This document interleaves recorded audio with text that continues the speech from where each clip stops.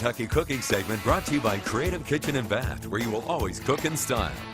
Welcome back to Midday Kentucky, everyone. We are in the kitchen with Miss Allison Davis, and we're working on sides this week. It's been a fun week, kind of zesting up the sides that we have for maybe around holidays and things like that. So what can we add to some classic dishes that really makes it elegant or bumps up the flavor just to impress all of our guests, right? Yes, absolutely. Or our mother-in-laws. That's important. So today we're talking brown butter, which is why I'm kind of playing with my heat here. This is my absolute favorite flavor, the best way to really just bring something special to your dish. Taking butter, melting it down, and melting a little bit past melted to brown. Smell that. It smells like popcorn almost, right? Yes, like it does. Nuts and popcorn. Yep. So butter will brown before it burns, which is, I want to make sure, is the kind of key point. Yeah. Is that once it browns, it's pretty quick before you can lose it, and then it will go to scorched, and you don't want that. So you have to kind of find it at the right moment. But right in between that stage is what we call brown butter. And like I said, it gets this smell of popcorn or almost this nutty, toasty smell.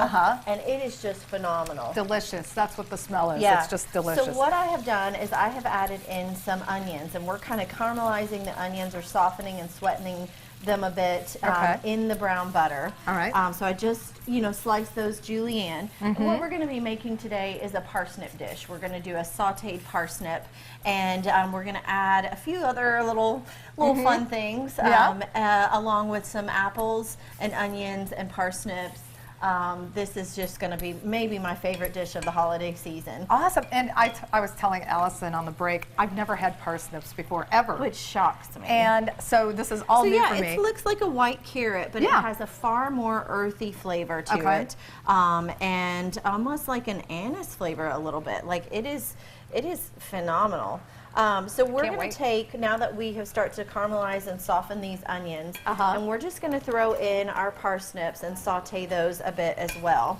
And what I did was I just took it like a carrot, peeled it. I peeled this though because the skin is a little bit thicker. And then I'm just cutting it on the bias, just some thin strips. Gets really fat at the end, so even if you wanted to cut it once it got a little thicker, and then just keep going. Gotcha. All right. And then we're just going to add those in with our onions and just let these saute kind of at a medium heat. And just keep stirring it the whole time? We're going to kind of keep moving it and just really want to start to soften and almost caramelize the parsnips in a way. Now, as this is cooking, we are slicing up some apples. The apples are going to go in a little bit later because I like the crunch of the apples. I don't want them to get super soft. Like I want them to still be a little bit crunchy and just kind of throw them in towards the end. Okay, so now some of my favorite things as far as how do we bulk this up. First, brown butter, but I've got a few other tricks up my sleeve. One is a little cinnamon and nutmeg. So this is more of like a sweeter dish in a way because the onions are going to sweeten it up, but we're going to kind of add some other dishes. So I've got a little cinnamon going in and a little bit of nutmeg. All right. Now this one you would not expect in a savory dish or with vegetables.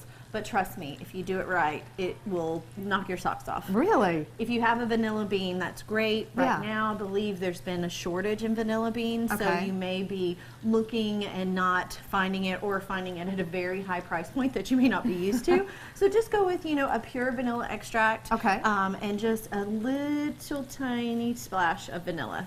Interesting. I don't know if I've ever seen you do that. All of the difference. I actually do vanilla sometimes with seafood. And cream in a very savory dish. Yeah, it is something else. Interesting. When done properly. It smells so good. All right, so you see how that's just, it's a rustic color, it's coming together. You could add, greens, but sometimes I think dishes look best even when they're, in that same color scheme and they're not overly like garnished with parsley and herbs. But one herb that I would like with this might be some fresh thyme or rosemary if you wanted to do that. Cheese, you name it. Final favorite thing of the day walnut oil. Okay. This will go over in the very end just as a nice drizzle. But there you go. That's it. Yeah. Wow. Well, for this recipe and many other recipes, head over to our website at WTVQ.com/Midday Kentucky, or you can head over to Allison's website at wildtimecooking.com. You can also find her on Instagram. Yeah, at Chef Allison Davis. And we'll be right back right after this short break. Keep it right here.